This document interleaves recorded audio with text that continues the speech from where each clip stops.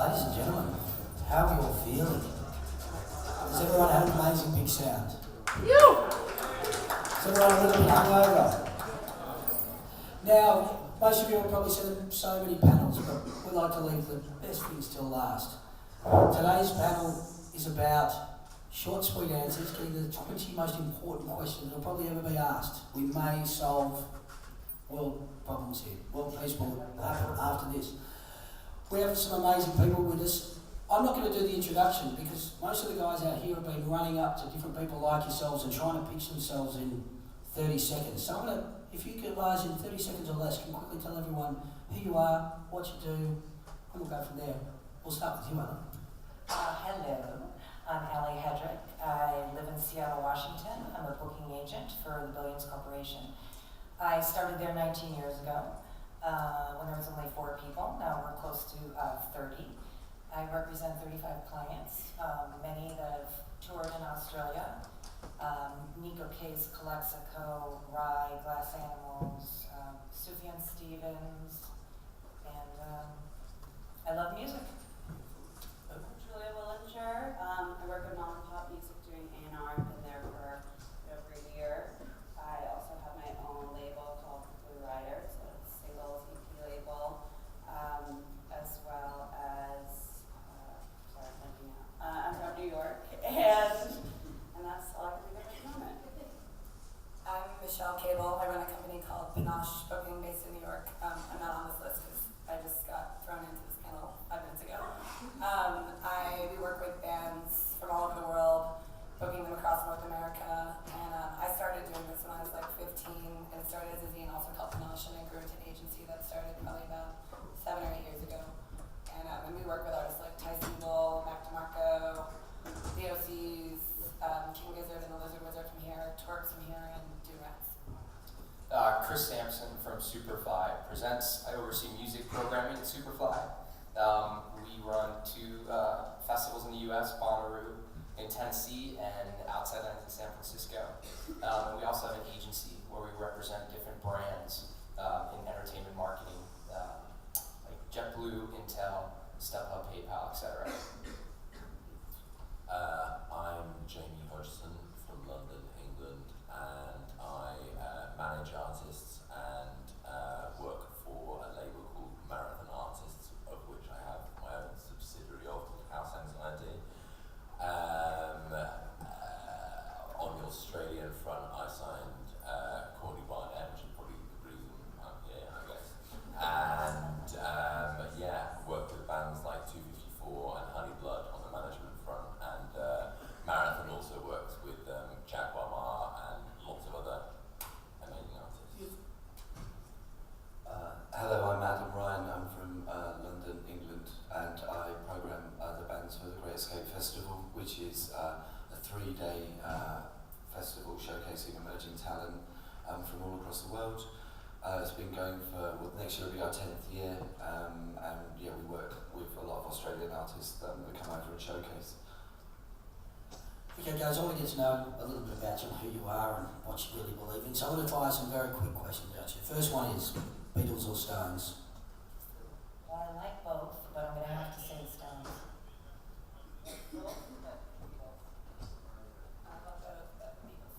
Beatles. Definitely Beatles. The Stones. Glastonbury or Coachella? Coachella, because I've never been to Glastonbury. Same thing, I've never been to Glastonbury. Bonnaroo. Good answer. I'll answer. I'm almost insulted that's even a question with Glastonbury. Coachella. No, only joking, mine. Glastonbury.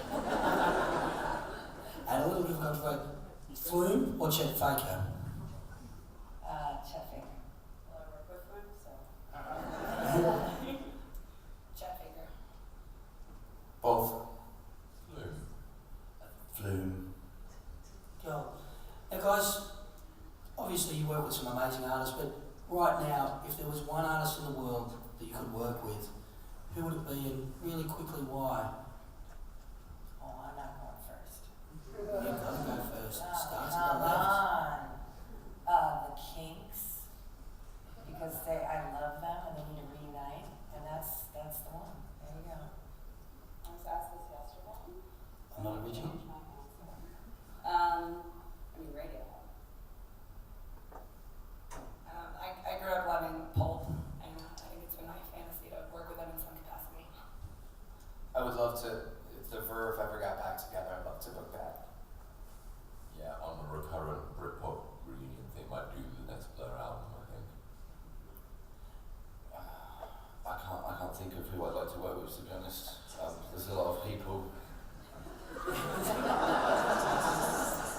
let's start at the end.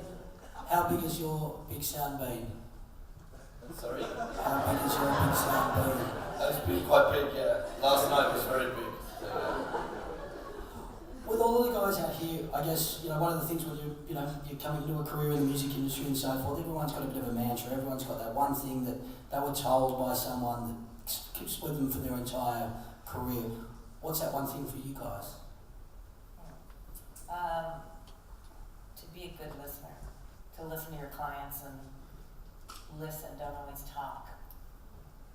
It all comes down to good A&R.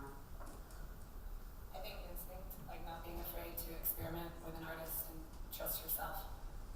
Yeah, I think not being afraid to make mistakes. I think that's how you learn. So my mom always tells me you should make a mistake a day.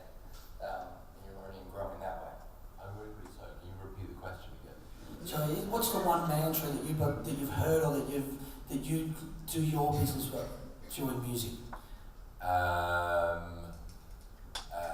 Songs and characters.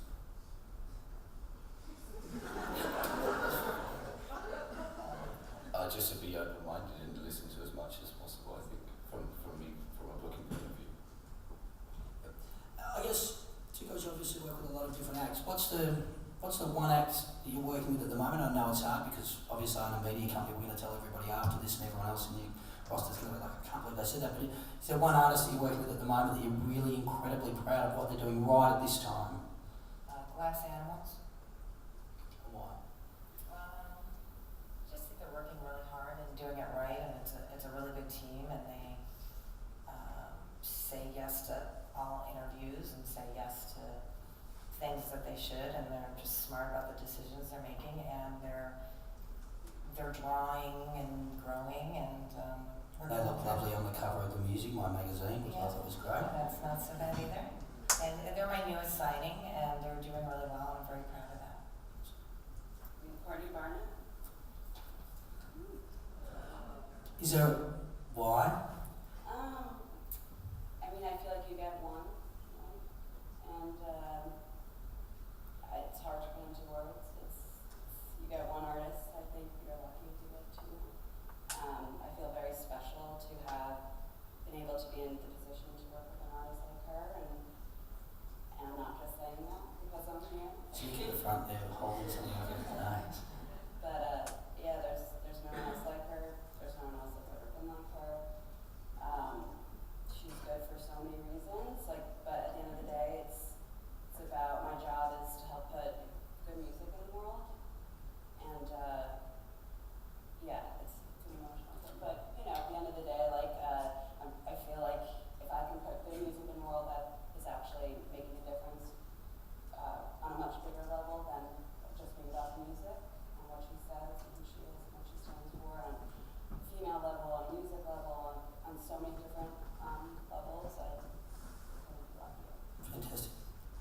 For me, I think it'd be Ty Segall, because he's just someone that I've worked with for a really long time, from the very beginnings when he was playing before like 20 people, taking $50 shows, and he kind of initially, when we started working together, always told me like, Michelle, I'm not going to be that guy for you. Like, in a year, I'm going to be selling tacos, and I'm sorry. He's like, I know you want me to do more. And I was like, well, let's just see what happens, and go from there. And it's been interesting because we've worked together and really targeted certain things that he never thought he'd be able to do, but then there's certain things that he didn't want to do one year, so we took a step back and didn't do it, and then waited till it was like the right time to do it. And it's just been a really interesting journey together, and now I think it's interesting to see him grow from being being 20 and being like 26 or 27 now, and kind of seeing himself as a career musician and really taking it seriously and believing that we can accomplish more than his expectations and stuff. And he's done it his own way, and we've done it that way together for a really long time, and that's been really special to be part of. Fantastic. I think because we don't work with one particular artist or group of artists, I think I'm super lucky to be in a situation where I get to work with so many incredible artists and with so many incredible people in the industry. I think it's a really healthy time for the music business, and it feels really exciting. So to be in a position to have events that people want to play, that people want to come to, it's great. Judy's made this answer even harder for me because I've got to now think of more reasons. guess in the 3 years that I've been doing the music industry on this side of the fence as a journalist beforehand, I've been really, really lucky to work with a few just absolutely pure artists, I guess, because you know, there's performers and there's songwriters, and I really think Courtney is a pure artist. And sometimes when you come across people like that, then they're not always the most easy people to work with, but Courtney is both a pure artist and an absolute joy to be around. Fantastic. Don't work with one artist in particular, but we have 400 artists perform at the Great Escape, so it's a pleasure and an honour to showcase so many artists and unearth so many emerging artists and showcase them at the event. So yeah, it's good fun. Right, guys, and I guess what we're all here to do and what we've been here for the last 3 days is we've had 140 bands showcasing, and it's, you know, trying to get around and see everyone and so forth has been incredibly difficult, but there's been so many highlights that have been fed back through to us from a media point of view. Everyone's talking about it's now time to tell us, can we get 3 artists that you've seen that you think that are your highlight of this big sound? You do. You're in the hot seat. I loved the DMAs. I thought they were great. I liked Spookyland. I think that they're going to grow and do something. I think they have good songs. I have a little list. I love Dee Dee Dumbo. My company already works with them. I need to 3. Oh, well, I was going to say someone else. That's good. There we go. Done. DMA is actually working with them, so I'm super excited about that, and the show is awesome. What else? I loved The Creases, so fun. And what else did I see? Oh, Jack Ladder was awesome. Fantastic. I love the Murlocs. I saw them, and Dee Dee Dumbo were great. And then I didn't see this guy, but Josh, who works with me, saw Steve Smythe Steve Smythe. a bunch of times, and was raving about him from start to finish. There's a bunch of bands I wanted to see, I didn't get to see though. I think DMAs are great. I think standing there and watching them on stage, it felt like something special was happening. Like you were watching a band really wanting to take over the world, and I think more bands should have that approach when they get on stage. I thought Jack Ladder last night was incredible. And then King Gizzard was a highlight for me. The end of this, it makes it close to the end. But Jack Ladder was awesome last night. DMA, I completely concur with everything you just said. Ditto. And Fraser A. Gorman, who hopefully going to be lucky enough to be working with soon, was absolutely special last night. Dee Dee Dumbo, King Gizzard, and Jack Ladder were all really good. I was really impressed. And there's so many more artists, but yeah, I don't want to name them all because they'll probably email me and ask to play The Great Escape. We've already given your email out to all 140 artists, so it'll be a nice small inbox when you get back. Is there anyone here that you guys, while you've been here, are going to be working with from going to see the shows? Has anyone done some good new business in the last 2 days? Yes, I want to start with you, Ali. Well, I'm hoping to, but not yet. Well, I actually started working with DMAs before, but I've worked with them even more excited about it. So. Beautiful. Murlocs we mentioned, and that was kind of easy because it's half of King Gizzard and the Lizard Wizard. It's a good time for us. We're booking our U.S. festivals now, so to be around all this great music, definitely going back to the States with a lot of good ideas. It's kind of a tricky question because you don't like jinx anything or whatever, but I'm pretty much hopefully going to be working with Fraser Gorman and Melbourne next week, and I'm really trying to get them to sign it next week. So we have about 15 to 25, maybe 30 Australian artists showcased at the Great Escape, and I think I'm probably, off the back of this book, maybe like 5 to 10 artists, I think, after seeing them live, because that always is a good way to form an opinion after you've seen a live band. Kind of a given. Guys, when you go home, whether it be Monday, Monday, whether it be next week, and you arrive back in your office, what are you going to tell people about Australian music? So we start at the other end.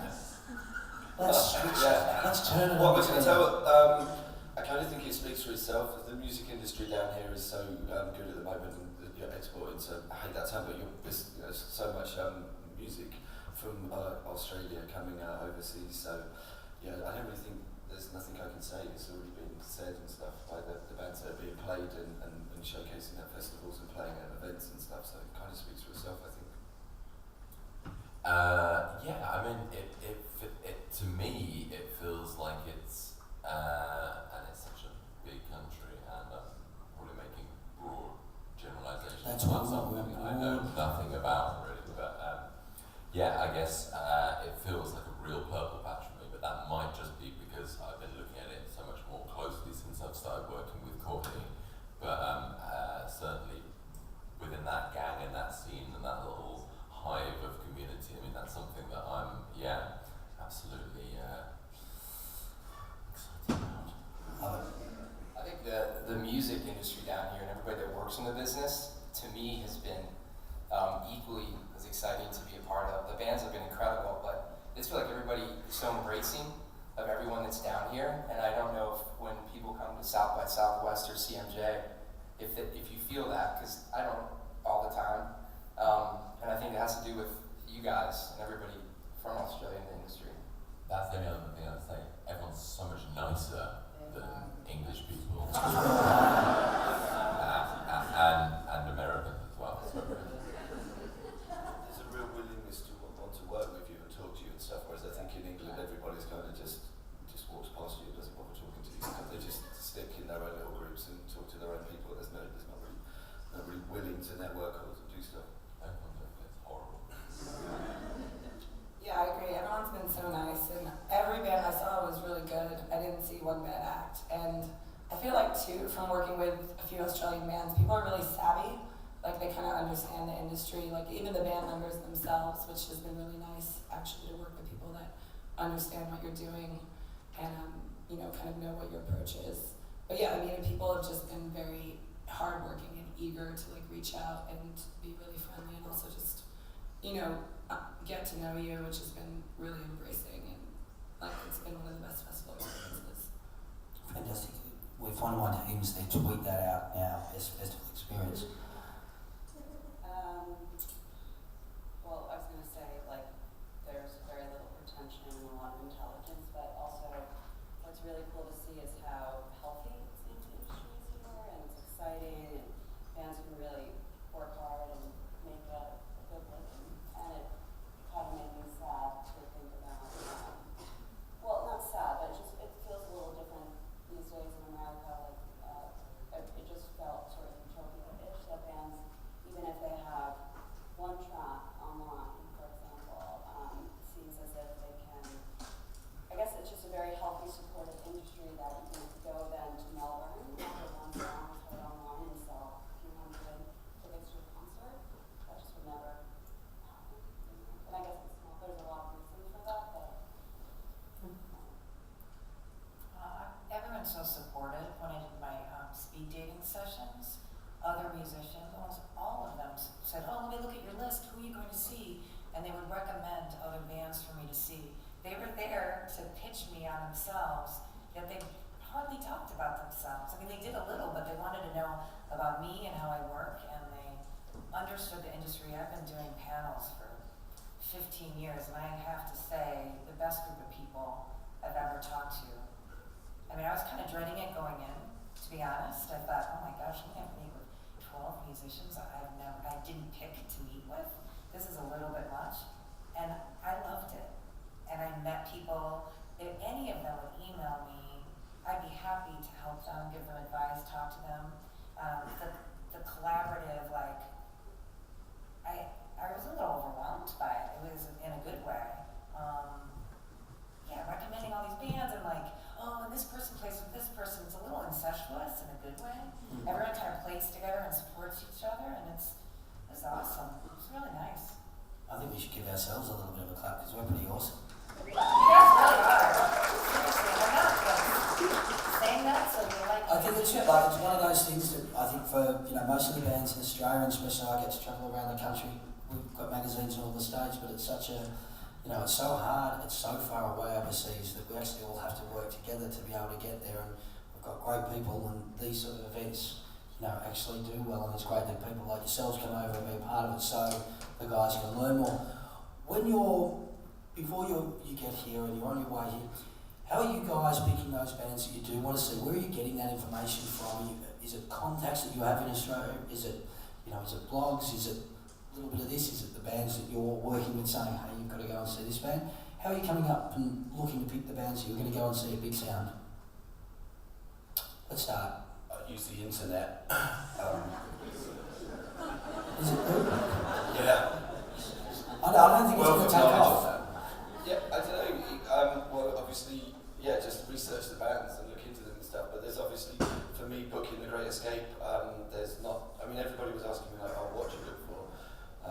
What do I have to do? Like, they have to get like so many plays on SoundCloud or like a combination of friends on Facebook or something. But I'll be like, oh yeah, brilliant. But there's loads of key factors that I look at. But yeah, mainly just going and listening to the bands and researching them and reading up on them. That's how I pick which ones to go and watch. And also like with these speak meetings that we've been having, when there's downtime, just talking to the other people, the other panelists and stuff, or the other speakers and industry people here to find out what they're looking to work with and looking to go and watch as well. That's always good. And obviously speaking to people that have bought tickets for the event, because they're the true sort of music lovers, aren't they? That's the reason why we're all wanting to work with bands, to introduce them to other music lovers and fans. Well, I guess being welcomed into the fold of Courtney's gang and team has really given me a kind of an inside loop into that particular scene. But then before I did stuff on this side of the fence, I was a journalist purely focused on scouting bands. I worked for The Enemy as a music editor, so I still got just about the residual phone book of people that are constantly emailing me great new music, and a lot, increasingly so over the past couple of years, more and more of it's Aussie music. So I'm lucky.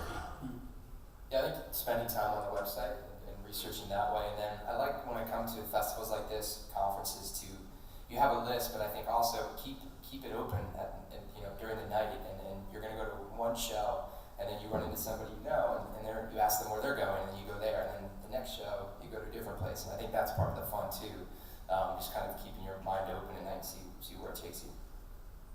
Yeah, I mean, doing research on the websites, I listened to all the bands that wrote us too, and tried to see who might have stood out. Talking to King Gizzard and asking them, who they recommended. I think I emailed everyone I knew in Australia in different cities and just said, do you recognize any of these bands? And there were so many bands showcasing, and I feel like everyone gave me a different list of people, which made it really overwhelming, but then certain names still stuck out. But then, back to that whole thing of everyone supporting each other, a lot of the bands were like, oh, I'm friends with that person, but you should go see this other band too, because they're really worth checking out because you're all the way over here. And people were just really honest and communicative about who they thought really, should be seen this year here. And it was overwhelming because there was, like I said, there were a lot of bands I wanted to see that I didn't get to see because there was I feel like that between the hours of 11 and 12, there were 15 bands I wanted to see in that block. I think the goal was to try and not fall in love with another Australian artist, so I just listened when I got here to what people were telling me to see and just tried to have a good time. And if I did find something I loved, great, but this was one of those unique cases where I did not do a ton of research before and just took up some information. Well, I got here a little early and I was planning to listen to everything in the 2 days before the conference started, and then the internet in your country is a little slow, and I had some trouble listening to things. That was probably my biggest complaint about this whole festival, honestly. It's a complaint for all of us. I gave the list to the Billions staff, and we have so many young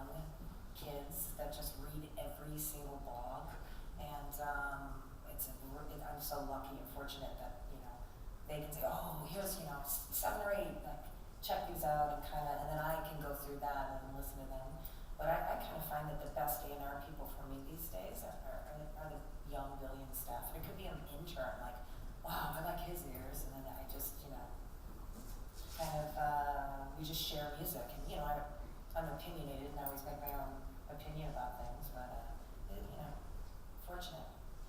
Fantastic. We're all about making this bigger, better, and a greater experience and so forth. Is there one thing that you think that we should do here at Big Sound to make it a better event, or things that you think that we could do better? We can't always be all great. We think we are, but Larger bandwidth. if Tony Abbott's listening, which he definitely is not because he's got no culture, so but we'll keep trying that. Full-length mirror in my hotel. I did that. Name and shame. That was What's the hotel's name? the Mira apartments. No mirrors. The website was hard to listen to all the bands because you had to click on the band's website, and then sometimes you go to the band's website and you go on like a wild goose chase to like find a song that would actually play, and then the internet didn't help that process where you kind of were like, okay, I can see your photo and I can read your bio, but I actually can't listen to you. So that was a little tough, like being able to actually play a song. I don't know, everything was great. I kind of came into it not knowing what to expect, and my experience on going to any kind of events like this, again, is South by Southwest or CMJ, so I think every step of the way, how close the venues were, how easy it was to get into the venues with the badge, how great all the bands were, and I don't know, right now everything positive and glowing. Sounds Australia did a great job organising the meetings as well. They were fantastic. Yeah. I had like 15 meetings a day, and everybody that I had a meeting with was either ready to showcase or at the event, or was somebody that I was aware of and I was going to invite and stuff. So they did a great job. And actually, guys, if there's another round of applause we do, our Sounds Australia team, I think, are the best in the world. Give an opportunity for us, and we've got bands that travel to South by Southwest and sees what Billy, what Glenn, and so forth do. It's pretty incredible. Yeah, they're a fantastic team. They're really good. I guess maybe everything was great. I think maybe if there was one thing that you could look to do would be try and get more bands from overseas. So so it does become a sort of event like similar to the Great Escape or South by or CMJ. But yeah, I guess you want to give the opportunity to as many Australian bands as possible to showcase, and you probably wouldn't want to take on any more bands and stuff and make it too big because it kind of gets a bit too noisy then.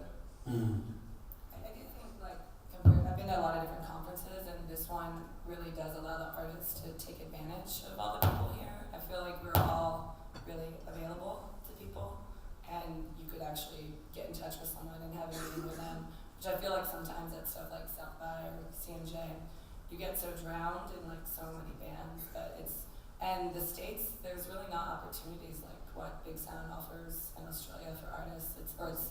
It's pretty uncommon for it to happen like that. So I just think it's smart of a band to take advantage of this like whole process. Yeah, I've literally lost count of the amount of music industry conferences that I've been to, and this has definitely been the most fun that I've had at any conference ever. But I guess, yeah, in terms of expansion and stuff, it kind of feels like one of the definitive traits that makes all the things that you were saying in terms of accessibility into venues and just the organisation and the pure logistics of it all being in such a close-knit area. I guess, yeah, watch the expansion, don't get too much bigger because that's kind of making it what's so good about it, yeah. Sorry, that was a pass. The bread was quite dry, and there's bacon sandwiches, that's about the point. And it's dry. But the bread was dry, it was really dry. There was no butter. So that's my only downside of the event. Guys, getting to a little bit more general. You guys are, I think we call it these guys set the trends. In 20 years' time, what will be a band out of the last 2 years, or a band, whether you're working with them or not working with you now, that you think we'll be talking about? It'll be like Nick Cave, like the Stones, so forth, from the last 2 years. Is there anyone that stands out for you that you think is these guys, as I grow older and older and the beard gets longer and greyer, that we'll be sitting back and talking about? And anyone can answer this question first. That we saw, that we worked No, with, or that we... not that you necessarily work with, just a band in the last 2 years that you think, or an artist or a band that you think in 20 years' time we will still be talking about. A festival headliner kind of type thing. And what level would they be at now? Doesn't really matter. Well, So it might be listening to It's, I mean, I can't think of anyone that's within the last 2 years, as what you said, that's the I'm problem. making it hard. You are making These are it tough hard. questions. It is. So I roll. I've got no it's answers. it's I'm kind going of to a find $1 8 million more questions. question, really, isn't it? It is. I'm sure a lot of festival promoters would, like to know the answer to that. So no one's got anybody. There's no one that's... That sounds really depressing. It does, because we just talked about this amazing music scene and there's... Yeah. There must be someone. Courtney. There we Courtney. go. There we go. I think, I mean, I'm going to bend the rules a little bit here, but I think phosphorescent, somebody who's not really the last 2 years, but somebody that's going to continue to be more and more important. I think he's incredible. So that's Guys, what do you see? I guess the scene as a whole, there's been so many changes over the last 10 years, obviously. The internet, everything's changed, artists being able to develop themselves independently, being able to travel quicker, all of those things. Where do you see the industry in 5 years' time? What will be different? What will we be talking about as an industry whole? Maybe a lot more technology. I don't know what technology, but there'll be a lot more.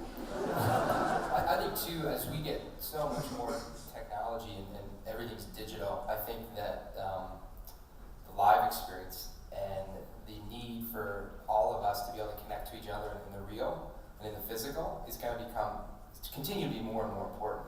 I think everything's going to grow digitally still, but I still think that the live music and being there, really being there in the present, is going to continue to be more and more important. I think that's, I mean, look at foodie, the whole foodie at restaurants. People love being around each other. They want to be around someone when you're having a great meal. You want to be with your best friends when you're seeing your favorite band. So I think that's going to continue to be important. I think there's going to be some type of service that is going to pick music for you, and you're always going to have something to, you shop here, you go to these concerts, you do these things, and these are your friends, and here are 10 new bands a day that you can check out.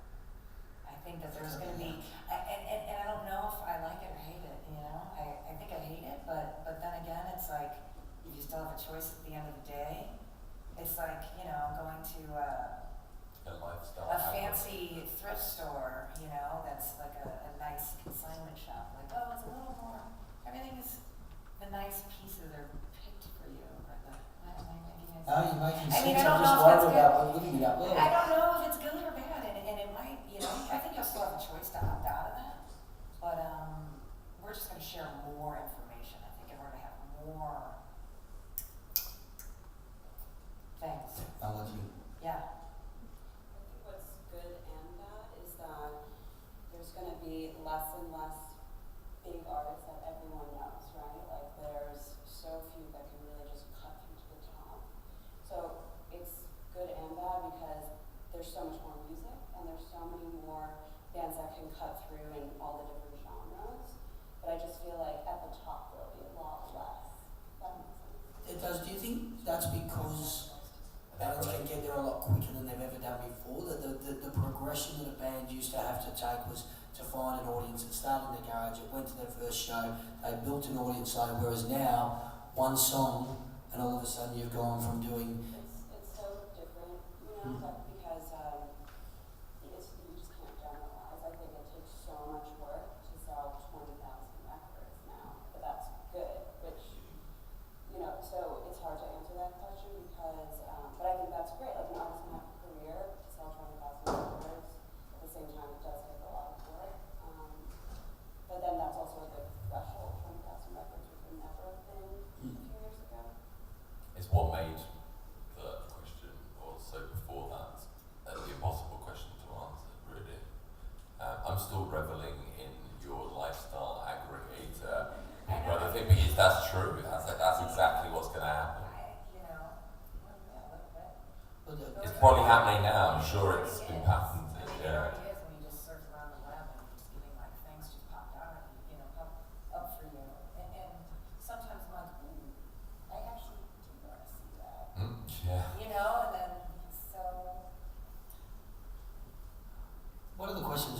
Australian point of view is goes on a little bit of a tangent and looking at festivals, and because we've got you up here, is there's been a big discussion of festivals in Australia over the last 12 months. We've had one of our biggest festivals, had one of the worst years ever. There's been talk of festivals up, festivals down.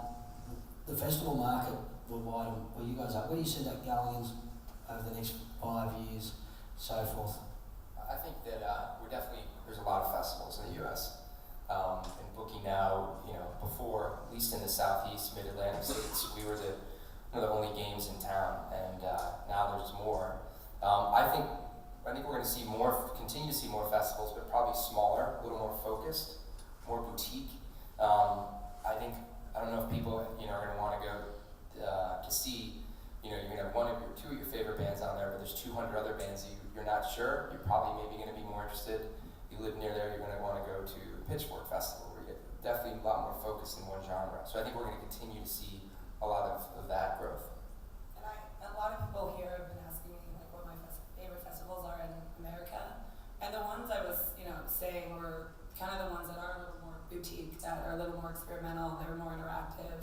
There's a really good one in Oregon called Pickathon that books a very small range of artists, but they put them in 2 different settings over a weekend, and War on Drugs played there, and Ty Segall played there, and you play in the middle of a forest on one stage, and then you might play in a barn and do a workshop on the next. But they really care about the actual experience that they're giving the people that are attending it, and I feel like people are going to have to get a little more creative to kind of compete with all the other people that are doing festivals, because more and more popping up. Like you could go to a festival every weekend, I feel like, in the States, and I think I like the ones that don't always book the same lineup, that don't just mimic it, and I think more people are bringing in food vendors, different local designers, and getting really creative about really showcasing their community too, and trying to have it be more interactive. I mean, for a couple years I did a festival called Bruce Cruise that was on a boat, and we took people to the Bahamas from Miami. It was before Coachella did their cruise, and I think the festivals that are kind of geared at also a more relaxing experience rather than just standing in the sun, for 15 hours and stuff. Just things that kind of bring together a community of people where you actually, like this, where you go to a festival, and you get to know the other people there instead of just hanging out with your 5 people that you came with. I hope that festivals start going to that range so that people are actually coming together and exchanging ideas and getting something, besides the bands just getting that experience, but people actually attending those festivals to get that experience. And I think to add to that, there's nothing proprietary about doing a festival. And you look at the lineups of a lot of the major U.S. festivals, and there's a lot of the same artists on there. So it's our job to create an experience that you can only get at Bonnaroo, that you can only get at Outside Nights. That maybe you'll be able to see Outkast at everywhere else, but you can see Outkast and do this other great comedy tent, have this great food experience, this special area in the woods and stuff like that. Wrestling has become popular in the States. Really? Yeah. Do you have that honor yet? We don't. I mean, There's been a lot sanctioned. of festivals that have wrestling stages. It's really strange. Non-music entertainment, I think it falls under. Yeah. There's a lot of that happening at festivals. And comedy is becoming Was really he the popular. same clown? Was he festival? Gathering of the Juggalos. I want to go to that. I know. My goal is to get an artist booked on that and have them survive it. But no, this process that you guys have all been talking about, this is literally exactly the same thing that's been happening in England for ages now. But it's almost got to the other extreme now. That it's what's the one David Cameron's favourite festival, where it's more about the wine tasting and fine one, tuning. the one that we run, Wilderness. Yes. Sorry. That's the one that we run. Go to it. It's amazing. It's really good. Ticket prices? But it's not so much about the music, it's about the experience and the walks and there are places you can go and get off your head if you want. You can go down to the valley and dance all night, but then you can also go and get a really expensive massage, or you can eat some gourmet food by St. John's. They have head chefs and restaurants there. I guess it's about sort of plotting your experience. So you go on the website and you buy your ticket, but then you plot your route. So you go, on that day I'll go and have that, and then we'll eat there, and we'll go and watch the comedy, and we'll watch some theatre. But that's kind of really high end. But I think on the lower end is definitely we run Lovebox as well in London, and we are pushed for non-music entertainment. So we have a big dance arena where it's like a boxing ring, and then people have like dance-off competitions, loads of silly stuff like that. So Jamie Oliver had one as well now. Jamie Oliver's got one. He's got one with Alex from I'm Blur. sold, I'm going. Yeah. Love it, I'm flying them. Food and All the cheese box and sets. wine. As little music as possible, basically. And Another thing too, I know there's a festival in the UK called End of the Road, and they'll do something where they'll have a band play, but then you'll be wandering through the forest, and then you'll come across a tiny little stage, and it might be like Patti Smith doing something acoustically, or Jarvis Cocker reading poetry, and you're kind of showcasing. I feel like we should showcase artists' other talents, like if someone juggles, have them in a tent doing that. I mean, just. Big Jarvis Cocker and doing poetry down in the valley at the front of RGs, I think would be gold. Guys, going that technology a little bit that we were talking about before, social media and so forth, it changes so quickly. There's a different thing out there all the time. I can't use it because I'm too stupid. But what, from an artist's point of view and from that, what do you think is the most important social media to be using? I finished that like I was still going to keep going, but obviously not. I just finished the question. I think it's a combination. I don't think it'll ever just be one thing. I think it's a combination of platforms and making sure that you have a presence on them and that you're promoting and pushing yourself. But it's great. I mean, like before, like MySpace and Facebook and Twitter and SoundCloud and all of these things, it must have been so difficult for artists to promote themselves. Like posting CDs out and stuff is amazing. It's a great time to be an artist now and being an emerging band. And I love the art element too, especially in Facebook, Twitter, that people are taking beautiful photos and like really showing an interesting side of the art that they like, and connecting in another way, because music it's the music, but it's art as well, and hand in hand, they kind of go hand in hand. So I like that we're getting images as well to connect with an artist, and I think that's important. Yeah, I feel like Instagram, a lot of artists use now to promote stuff because Facebook kind of makes it harder unless you're paying for it. And, I think a lot of us work with artists that also have really good aesthetic, and so, being able to see that showcased in a different way, and to be able to see a band's documentation of them being on tour. I know a lot of bands are doing that now with blogs or Instagram, where you can actually see the behind the scenes aspect of things, which is really nice. Yeah, no crappy selfies, that's Yeah. something good. Posting picture, we really want to see. Do you educate your clients? We've just had a situation here with an Australian hip-hop artist who put some pictures up on his Instagram, which has caused a furore. Him standing next to Rihanna at Madame Tussauds pretending to punch her, so forth. It's it's been a huge story here. The band aren't being played on Triple J at the moment and so forth. Do you go to a lot to education? Standing next to a what? Standing next to a mannequin of Rihanna at Madame Tussauds and Saying some stuff about beating her up and stuff. It wasn't very nice, I think. He said he was going to punch her or something. He wrote something misogynistic and derogatory, and Triple J refused to play the band now, so the band aren't getting any support from Triple J. What's the band? so the band is Bliss and SO. He's come out and apologised and going through a process and so forth at the moment, but I think it's one of those things that now you have access through social media. Can a band give over too much of themselves through social media? I think you just have to use it sensibly, don't you? You just don't do anything stupid, because it is so fast, and when it's out there, it's immediate. So I think you do need to plan and plot what you do and make it look like you haven't. I guess if you're in a big band, and you kind of have to control your the way that you're perceived digitally and make it look like it's a snapshot and it's like but you probably have to plan it a lot more. And I know that's gone back to bands getting visas too. If you post something, like you post about doing drugs or something, when you go to the actual visa office and you do an interview with the embassy, they will look through your social media and your Twitter.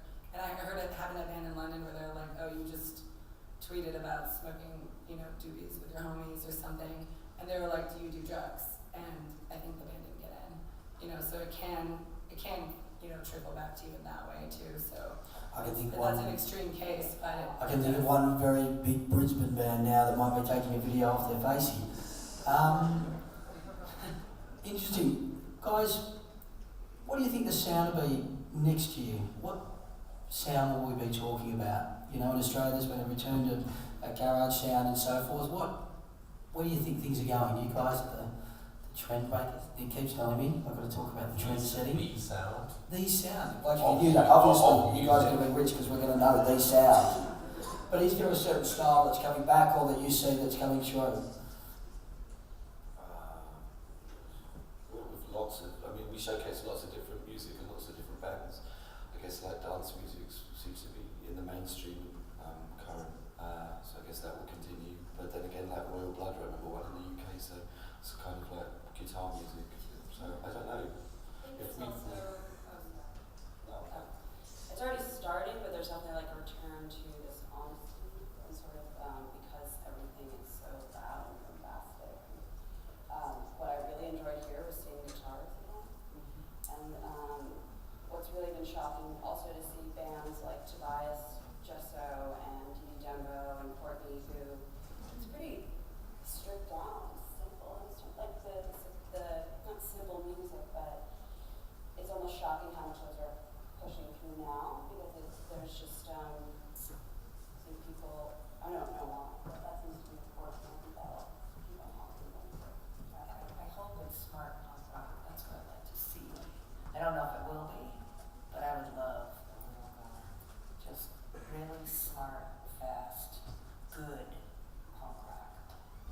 And I think people that, you know, because now with people hearing music digitally and hearing a single instead of a record, you don't really develop a relationship with the artist, and people have ADD when it comes to music. And I think it's going to change where the bands that actually try to really connect and have grassroots fans and like really build them. Like a lot of the bands that I work with that are doing really successful in their careers are people that are really laying out this foundation and releasing records and putting out creative sort of box sets and 7-inch club series, and you know, and people are collecting those things, and I think those are fans that will stick with them 5 years from now, 10 years from now, and a lot of that is guitar-based stuff. You know, I've noticed those are the bands that are selling like records and packaged vinyl and stuff like that. But I kind of see it going back to that, you know, creative approach of how to really stick with your audience and have them grow with you and like remember you and have you stand out from the artists that, you know, might not be around 6 months from now. Yeah, I think as the industry, the label side, it's just that artists are going to have to take better and better care of their fans. So kind of creating that pipeline between them and their audience and super serving them. But I think, yeah, more rock, more guitars, more distortion. It's all good. And this is maybe a way from stuff that I directly work with on my label side in terms of things that have happened over the past 3, 4, 5 years or whatever, and evolutions and developments of sounds, not making any judgment at all on EDM music at all. I think there's, you know, some great pop songs that have come out of that, but I'd like to and hope to, and I'm starting to hopefully see signs of that opening doors to some slightly more sophisticated types of dance music, crossing over on a more commercial level, like really good house and techno music. That's it, guys. I'm leaving this as the last question. Might be stupid. Probably will be stupid. What's your favourite bit of merch that you own? Merch.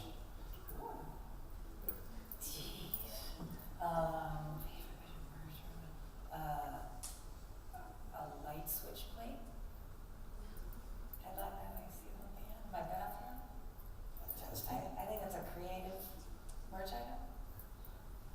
I think it just comes back to I was probably 17 or 18 the first time I saw the Strokes, and it was just like one of those moments, and I bought a t-shirt and still have it, so I love that kind of.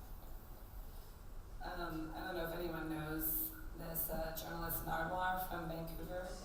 I ran into him on the street once, and I met him when I was like 16, and I saw him at South by like a few years ago, and he gave me a pen of himself, and it was one of those little floaty pens that you can flip up or down. And like I had one when I was a kid. I grew up in like Eureka in the Redwoods, where you could drive through a tree, and so if you flipped it, it was like a little car that went through a tree. But his was himself, and if you flipped it over, his pants came off, and it was just him in his boxers, which I thought was pretty genius, and he was so excited about it. And I lost it and he just sent me another one. I have a T-shirt from the Verve when I saw them at Lollapalooza a long time ago, and it's just it's the #1 sign. It's the Harley Davidson, and it says #1 the Verve, which I still have. Can't wear anymore, and it's on my wall. Can I get two? I did say one, you've got to pick one. These are tough questions.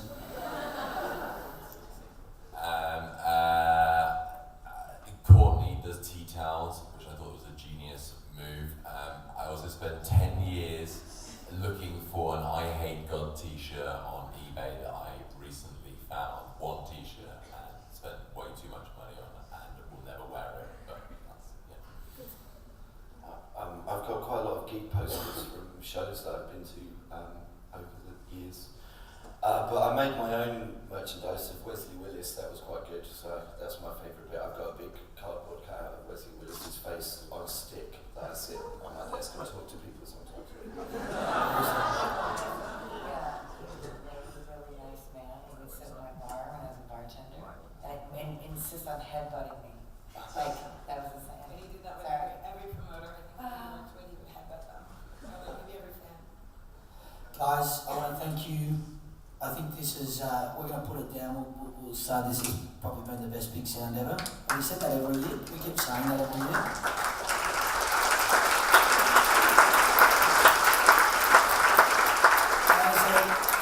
Obviously the greatest thing about this is that you've all come here, you've all been out there and you've seen bands all week. Continue to do that. We're only as good as our grassroots, and for us, read the music in print. I know I own a print magazine, it's still pretty fucking good. You know? Cover a lot of bands, get involved, but get out there and support our bands. And guys, again, thank you. Have a great rest of the day, and hopefully we'll see some of these guys back next year, but hopefully we'll see every one of you back next year.